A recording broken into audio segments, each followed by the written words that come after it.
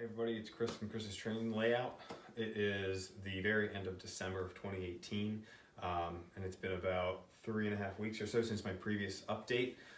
Since then, worked on changing that auto rack yard that I talked about in my last update to a diesel service facility. So we're going to check that out today. There's also been a little bit of ground cover work here and there. I'm waiting on an order of ballasts to come in, so I haven't done any more track ballasting, unfortunately. But I did get another car weathered, so we can check that out as well. So let's jump right in. So the first big change on the layout is over here where the auto rack yard was. I have changed that into a diesel service facility, as you can tell. So this is the Corber 2-stall engine shed that they sell on their website. So I picked this up right after that last update and have been working on getting it put together and painted and so on. And that's where a lot of my attention has gone. So this is great. It worked out perfectly that I didn't have to move any track or adjust this platform. It sat perfectly on that platform that I had for the auto rack yard. So I've got some diesels in there now, as well as my daughter's Thomas train, and then we've got some Strasbourg cars just parked there on the side. But you know, it went together pretty well. It's a little warped, so it didn't go together perfectly. It wasn't perfectly square. I had to add some more wood on the inside to kind of shore up some pieces and make sure the structure was going to be strong. But overall, it came together pretty well. Air gun got away from me a little bit here with some of these dark marks, but we'll blend those in time and get some more junk and things like that spread around that area. And we'll bring a road in here. And maybe a spot or two for some trucks to park, so that we'll have to get rid of some of this ground cover and make that more of a parking lot now. But I think overall that came together pretty well, so I'm pretty happy with the way that looks. If we kind of pan back a little bit on the layout, you can kind of see where that's located at. So our turntables over here for our storage tracks for our steam locomotives, and I have diesels over there now. But now over on this side here, we've got another service facility. So I need to get some oil tanks, I think, and I would love to get some platforms for the inside of that and detail that a little bit more. But I'm pretty happy with the way that turned out. Right behind the new diesel service facility are those stone walls. Now those aren't new, but what is new is the color. My goal was to get those painted to look more like the stone walls that you can buy for about $18 from the local hobby shop. I actually have part of one up here I had to fill in because of a gap in my backdrop. So I wanted those colors to match. So it took me a little bit of time and some mixing of colors and testing and mixing and testing until I got what I feel like is pretty close. So I got those painted. Need some touch-ups on this one. You can see those white marks are still coming through.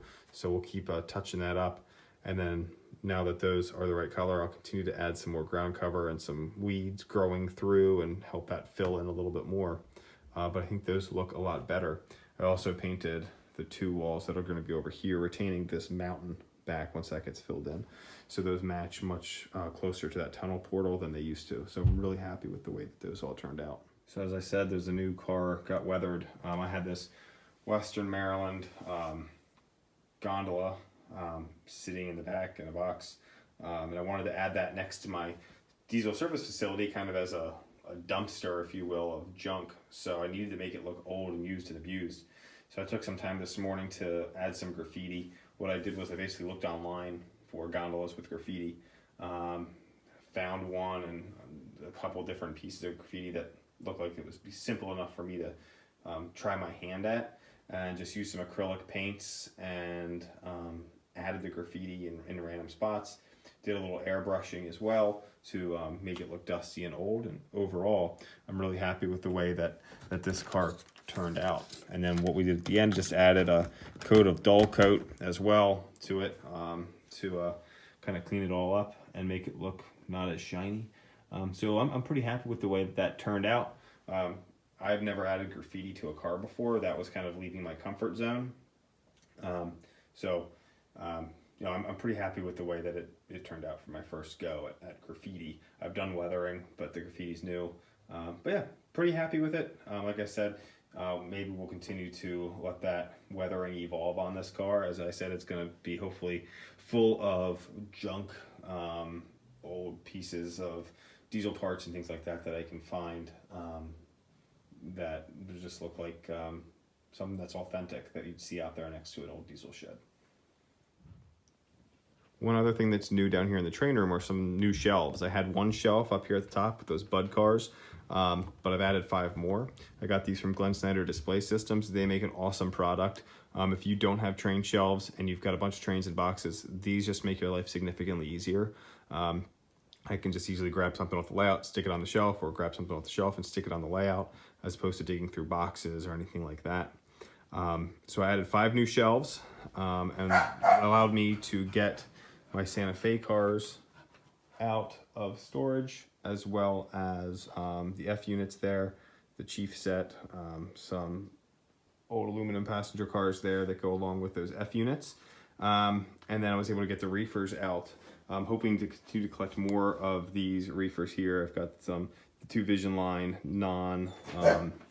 sound units up there at the top, and then a couple other reefers that are all Atlas except for the 2 Lionels up there. So these have been weathered, so they look a little bit more used and like they've been on the road for a while. So I hope to add some more of those, and we'll get them on the layout at some point here soon. But my goal is to add some more of these shelves over time. Probably one more full-length one over there, and then some partial units to kind of extend these out a little bit more. But yeah, pretty happy with the way those turned out. So that's all I've got for you today.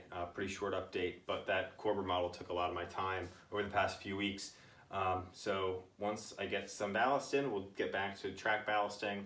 I did a couple things under the layout between the last update and now, working on some wiring. That diesel service facility was not wired up. That was all dead track. So I had to wire that up, add a switch for that.